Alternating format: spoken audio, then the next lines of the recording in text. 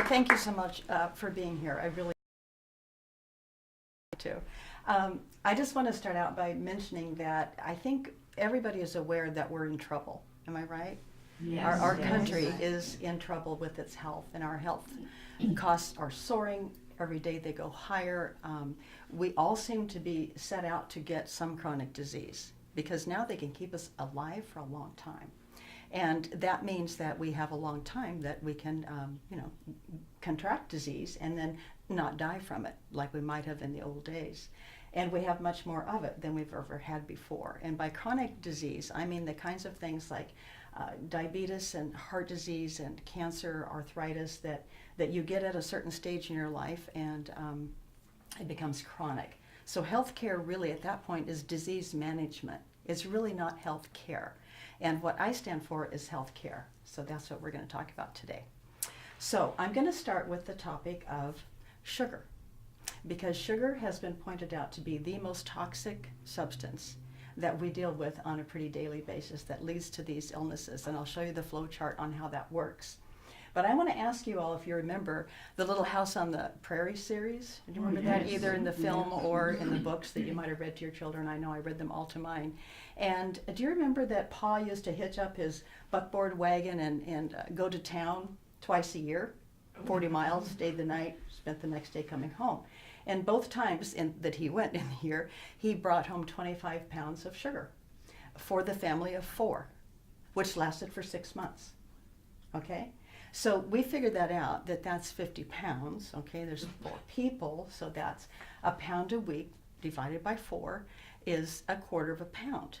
Now, a quarter of a pound of sugar fits in this. This is a half a cup, and that would be a quarter of a pound of sugar. So each one of them, which I think kind of seems like a lot of sugar, so each one of them consumed that much during the week, okay? Today, on the other hand, we consume 3/4 of a pound a day. That's the average for this country. And just to show you what that looks like, this is how much we get into our bloodstream on a daily basis, on average. Now, there are probably a lot of us that don't eat that, don't eat any or eat very little of it. So imagine the children, especially, that are eating twice that much. Okay, the havoc that wreaks on your bloodstream is what leads to chronic illness. Because when you put sugar in your body, and by sugar I mean all of its forms. So anything, my definition is anything that breaks down into glucose and is in your bloodstream within 15 minutes counts as sugar. And that goes for all of our processed foods because they have been stripped of everything. And then when we take them in with all their oily and sweet and salty, wonderful tastes, they get turned into sugar very, very quickly. So your body is kind of stuck with this amazing amount of stuff to do something with. And as you know, before they discovered insulin for diabetics, people would die from it quite quickly when their sugar went too high because the body just can't cope with it if you don't have insulin. So when sugar goes in and your glucose goes up, insulin comes out to take care of it. And insulin's job is to stuff all those sugar molecules that you can't instantly use for your energy, all these extras, into fat cells. So it's how sugar makes us fat, even though it's not fat. And fat, by the way, doesn't make us fat, which we'll talk about a little bit later on. So then the chain into chronic illness is from, and I'm going to show you my little chart here, a little homemade thing, that from sugar, it goes into the insulin release that we just talked about. Now, what happens with that is that insulin is a highly inflammatory hormone, okay? It's only supposed to be in the blood for a certain amount of time to get rid of the sugar that's extra, and then kind of pancreas relaxes, everybody goes back to sleep for the afternoon, and until you need it again. But with this much sugar in our food on a daily basis, or double that much, this process is going on constantly, okay? So what happens is inflammation becomes the next stage. And if any of you are interested in health and you've been following information about disease, you've probably heard that inflammation is the basis that has to happen first before any chronic illness starts. So you don't just not have cancer one day and have cancer the next. You don't just not have diabetes one day you have, and then have it the next. What happens is they have found that the process of inflammation, and now we know how to look for it. So we have some wonderful new tests that can go in and look at those markers and see long before you get a disease with a name that you are inflamed. Okay, now I put my little stars all over because inflammation is a red hot situation in your body. If you've ever cut yourself and you know how it just feels horrible for a few days until the healing starts, well, that's because it's so inflamed and it's red. So just think about hurting yourself on the outside. It's exactly how you look on the inside. Everything is red and burning. Okay, so from inflammation then, which is the basis of starting all chronic diseases. We get cardiovascular disease, diabetes, cancer, arthritis, you name anything that's chronic, and it starts with inflammation, okay? Now, how much sugar are we getting and where's it from is the next part. And I'm just going to show some things rather quickly, but I want you just to get a visual on this because to me it's so helpful in making changes for the future. And those of you that have children or know people that have children or might have children someday or whatever, it's really wonderful to have this information in your head before you have to start yanking it. You know, I counsel a lot of moms who have 4-year-olds. Yanking their sugar is a lot harder than if they never had any, in these forms. So we start with something that we think of as really healthy. It's, Trader Joe's organic orange juice. And in that little innocent orange juice, that one is 13 teaspoons of sugar. Okay, it's a lot of sugar. And you don't think of orange juice as being sugar, but it is.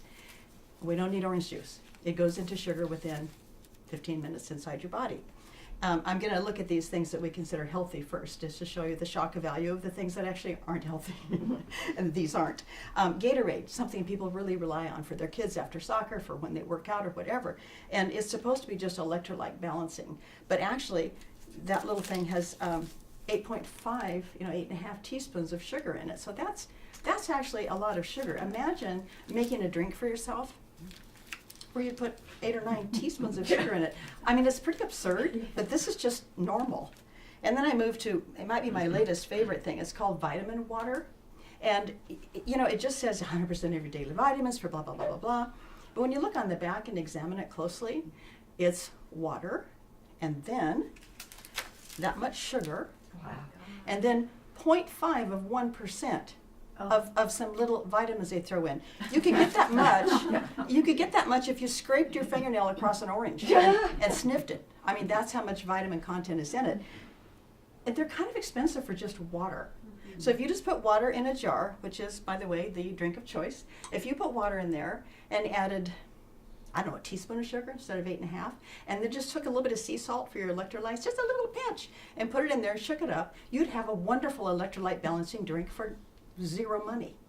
So, this is just now to the stuff that we already knew was toxic. Okay, this is, you probably wonder where I got this. It's an antique shop. It's a very old bottle of Coke, and this is the serving size that we used to get. Remember those days when I was a kid? They were little tiny things. 6.5 teaspoons in that. Okay, that's way more than you need, but at least it's not as much as in Rockstar. Okay, Rockstar is the drink of choice for a lot of teenagers. It's just like Coke, but it has the advertisement of having caffeine and guarana and ginseng and B vitamins, so it really sounds like a health drink. But this lovely little health drink gives those kids that go surfing before high school this much sugar. Wow. Okay? Now what happens after the insulin takes care of that and gets it out of your bloodstream and your fat cells are now infused with that is you get a blood sugar drop when you have this much sugar, right? And so that same kid, after he finishes surfing, has to have another one on the way to school so he can make through his first few classes. And then he's wondering why at 11 o'clock he can't keep his head up, and he thinks it's because chemistry is boring. It's not the teacher, it's the sugar, okay? So that's our drinks. I just wanted to show you that there's so much evidence that the only thing worth drinking is water. And if you need a little sea salt in it for your electrolytes, go for it, it's cheap. Okay, I'm going to move back to some other products that are in themselves rather shocking. People buy cereal for themselves or their children. This one came free in the LA Times, and I thought it was perfect for my demonstration. I don't have to have a big box. And in this little box of cereal, before you put the sugar on it, it already has this much in it. And that's 1 ounce. Wow. And that's not what people eat. People might eat 3 or 4 of these in a bowl, okay? So there's your sugar before you add the sugar on that one. Now I just wanted to show you a couple of, what should we call these, concoctions. We have here a nice little wonderful innocent potato, okay? Now when it goes to the industry, it gets turned into these. And this version of the potato has 6.5 teaspoons of sugar in it. It's just that much. It's not much, but 6.5 teaspoons of sugar, and people don't think of this as a sugar snack. Oh, I like the salty things, not the sugar. Well, do you know how much trouble the industry goes to put together fat, sugar, and salt to make it irresistible and addictive? A lot. They pay those guys called food scientists big bucks to come up with something that you can become so addicted to you can't live without it. Another example I have is this nice little ear of organic corn.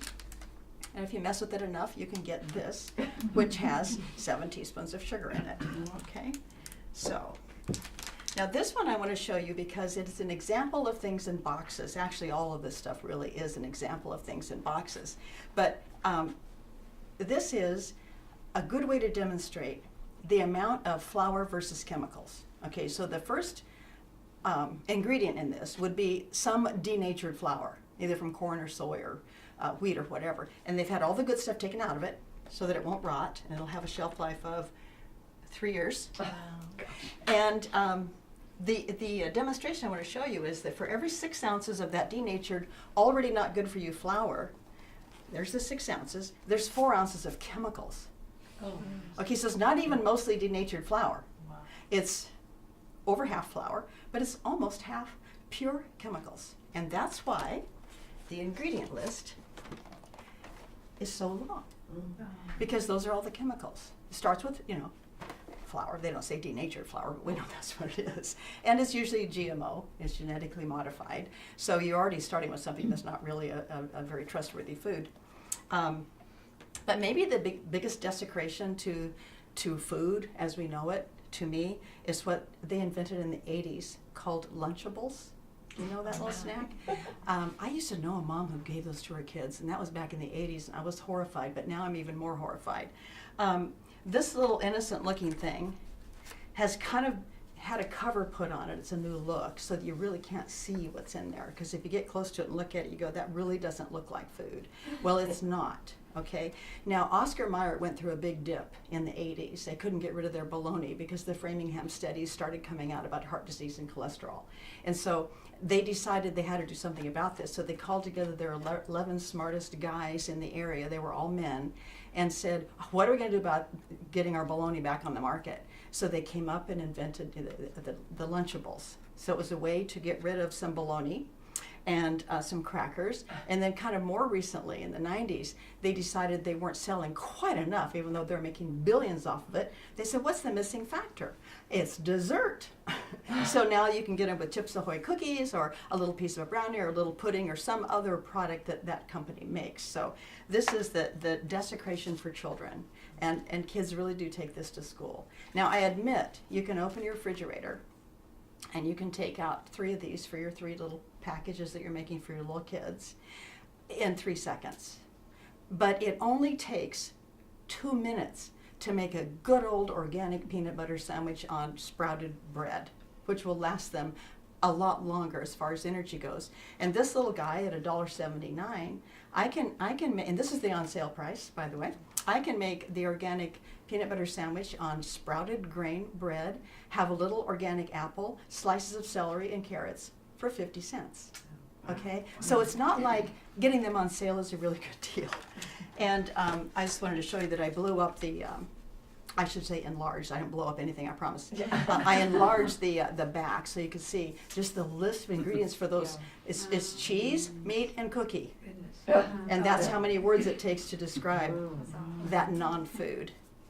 I like to call this, this is the food industry food, but it's actually an oxymoron because there is no food here. Now it is an industry, but it's not food. So we could call it the toxic concoction industry, or we could call it, various names that aren't nice, but it's really not food, so I want you to get that real clear. And then one of the things that I enjoy showing people is my 2-year-old hamburger. I've had this little guy in a bag. I had one that was older, was 3 years old, but it crumbled. It just, literally I took it out of this little thing one day and the bun just kind of crumbled in my hand because it had gotten so desiccated. Now here is this little guy who looks exactly the same as the day I brought him home from the hospital. Okay, looks the same. But in those years, no self-respecting insect or bug or yeast or mold would grow on it. Nothing will go near this. You can leave it outside, and I don't think an animal would touch it unless, I don't know, maybe a possum would eat anything. But most other things won't go near it. And yet, this is really what's called food-grade plastic. This piece of cheese, you can feel it. It's plastic. And the meat's not far behind. But it's not food to be putting in ourselves or our children. The next little item I'm going to show you is vegetable oil. This is called vegetable oil, and on the back it says, 100% soybean oil. So this is made from this innocent little wonderful organic edamame. Okay, so that's your soybean, and here's what comes out as the oil. Now, all vegetable oils, be they corn or safflower or soy or canola, they're all put through such an amazing process to get them into this purified look. It's toxic before you cook with it. It's already been through so much boiling and cleansing and bleaching that it's not worth putting in your body. And it's in the class of foods called the omega-6s, which are highly inflammatory. Now, all restaurant food and all fast food and all packaged food uses only this kind of oil. Okay? All the vegetable oils are what are used in preparing our food. Now, the fruit oils are the healthy ones. And the fruit oils I'll talk about over there, would be olive oil, which is a fruit, avocados, which is a fruit, the grapeseed oil, coconut oil, those are all fruit oils, and those are safe, and some of them have a very high flash point, so you can actually cook at a very high temperature if you need to, but not this stuff. And all salad dressings, by the way, are based on this. So if you take any salad dressing out of a bottle, ever, this is what you're getting. So when you go to a restaurant, ask for your olive oil on the side. They all have it. And squeeze a lemon, put some oil. You'll be happy and healthier for it. Okay, now I'm going to move. Oh, no, I have one more. My favorite. I saved it till the last. My favorite is Milk Duds. And the reason it's my favorite is because the amount of sugar in that package is almost as tall as me. Okay? Now, on the back it says, 3.5 servings. Yeah, right. What teenager in the movie shares them with 3.5 friends? I've seen kids eat the whole bag, the whole box without any trouble at all. Yeah.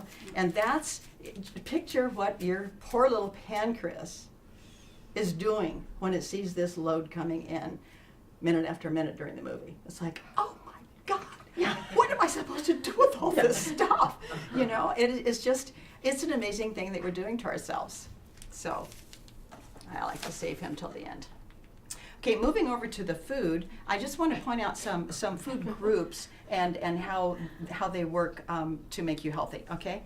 First of all, a little short lesson on metabolism, and it's going to be kid speak, so that I don't want to get too technical and have you all close your eyes and go away. Metabolism is what happens inside of our bodies when we put food in there. Okay. Now you know that there's no pieces of chicken floating around your bloodstream. Okay. There's no pieces of avocado floating around in your bloodstream. It has to be put through this rigorous process of making it into a liquid in order to enter the bloodstream and nourish you and give you energy. Okay, to have that happen, you have to have what is called cofactors. You have to have certain, if you've ever seen the Krebs cycle, if you remember high school biology, the Krebs cycle, every little reaction along the Krebs cycle pulls a nutrient out. It needs niacin to do this bit. It needs B6 to do this bit. It needs B12 to do this bit. It needs the mineral magnesium to do this. Okay, so that's the Krebs cycle. And so our bodies, a little bit like a car, take in the fuel, we burn the fuel, and we have some exhaust, okay? Now the exhaust in a car comes out the tailpipe, and the exhaust for us, there's no place to go but inside. And this is when that inflammation thing starts. The oxidative stress and the free radical damage and all that stuff leads to this inflammation because we don't sometimes have enough of those cofactors. Now, where do they come from? Ta-da! The cofactors come from our food, okay? So it's a bank account too. We have withdrawals and we have deposits. So if you're working around on this side of the table, you're constantly making withdrawals. So that metabolism has to borrow from some other tissue. Oh my God, there's not any B6 in here. I need to steal some of that from that nice healthy tissue that you were born with. Okay, you can only do that for so many years. You can't be, just like with your bank account, in withdrawal mode all the time. You have to make some deposits. Okay, I really like to be in excess on deposits, both in my bank account and in my body. So if you stick with this side of the table and eat from these food groups, you're not going to be doing withdrawal too often. Okay, and withdrawal is what you go through when you stop your addiction to sugar. And people don't think they're addicted. But think about your favorite thing. Maybe you've given it up. Maybe you used to drink 2 Cokes a day, or some people drink 4, whatever. And you had to go through giving it up because of some health issue. And you know how hard that is. It's no harder than giving up heroin or alcohol. And I read that. It's not, I didn't make that up. It sets off, the addiction to sugar sets off the same neurohormones and the same chemicals that make us feel good as heroin does. Okay, the very same ones. And I read that in Science Magazine last year. I went, okay, that's why it's so hard for people, because, you know, you have to kind of wean it off or, you know, chew a lot of something to make that feeling go away. Okay, so I'm going to rapidly run through I don't think we need too much explanation of what these are, and you all know how good for you they are because that's all we hear. We know that every study being done nowadays says, what's the cure? Oh, more fruits and vegetables. How do you not get that disease? More fruits and vegetables. How do you make that disease go away? More fruits and vegetables. It's the answer to everything, okay? And most people can't live on just fruits and vegetables. You get a little hungry. Vegans have a hard time not having candy. Vegans are the worst candy eaters in the world because they are so addicted to needing protein that they take it from sugar. So that's just a little inside. When I work with vegans, I try to get them over that a little bit so that they stop eating the sugar. They think, gee, as long as it has no animal product in it, it must be healthy. Well, pure cane sugar has no animal products in it, and a 1.5 cups a day is not a good way to go. I think I want to talk about the healthy fats and oils first because they're the category that have been so maligned that people are afraid of fats, and they buy low-fat food, and they eat low-fat food. And actually, when you buy something that says low-fat on it, what thing do you think is going up? Sugar. Carbohydrate, yeah, sugar. Okay, so the more fat they take out, the more carbohydrate you're getting. It's the opposite way you want to go. If you're buying anything that has fat in it, go for the full fat. Enjoy the taste, just don't eat so much. Okay, fat-free cheese, are you serious? What is cheese? It's fat. So if you take the fat out of it, you've got another list of weird chemicals that you don't need, okay? So just eat less of it, but enjoy the real thing. That's what I feel. Walnuts have the most incredible fats in them of all the nuts. So if you like eating nuts, which everybody I hope does, the more you can stick to walnuts and almonds, those are the highest in the nutrients, not just for our brain, but for our fatty acid content in all of our cells. And choose nuts, not these things that have been greased in cottonseed oil. You know, they grease them up. I mean, it's like, can't you just put a nut in a bag? You know, how hard is that? Trader Joe's can do it, and you can put these in your car and in your purse and have them everywhere. You don't need cottonseed oil, which is not a good thing. So we have avocados are in this fat family, and olive oil, and your organic nut butters. I do like to recommend organic. They're not that much more expensive actually if you go to the right stores, because there's a toxicity that can hang around nut factories. So if you can get an organic kind, you're a little bit better ahead. And they're a very good protein. So kids with a peanut butter sandwich with a slice of mozzarella cheese on it, they're so far ahead of a Lunchable. You know, they're doing deposits, not withdrawals when you eat that way. Eggs, another terribly maligned best food on earth. I mean, think of it. It makes chickens. You know? It's like, how bad can it be? You know? And it's a wonderful thing. And we now know the cholesterol myth is actually that. It's a myth, which I won't go into, but I've been reading that, so I think you probably know that. So that covers, I think, the fat family. Then I have all kinds of things that do come in packages, but these are just packaged in factories. They're not industrialized. So we have whole grain brown rice with a strawberry, and we have the organic quinoa, which is a seed. It's not really a grain, so it works in grain-free diets. All different kinds of lentils. I love lentils in every shape and form, especially this one that I make Indian food with, because it's just so great. And then, of course, the spices. And that we know that the East Indian spices are the ones that have absolutely the most nutrition in them, because guess what they are? They are anti-inflammatories. So people with arthritis pain can put turmeric in a skillet with a bunch of olive oil and put that on their food, and in a week their pain will diminish quite a bit, because turmeric is so potent and antioxidant and an anti-inflammatory. So I use all these Indian kind of spices. We have legumes over here. Any kind of bean is a good thing, has tons of fiber, has a lot of carbohydrate. But guess what? When you have a lot of fiber with the food, what happens?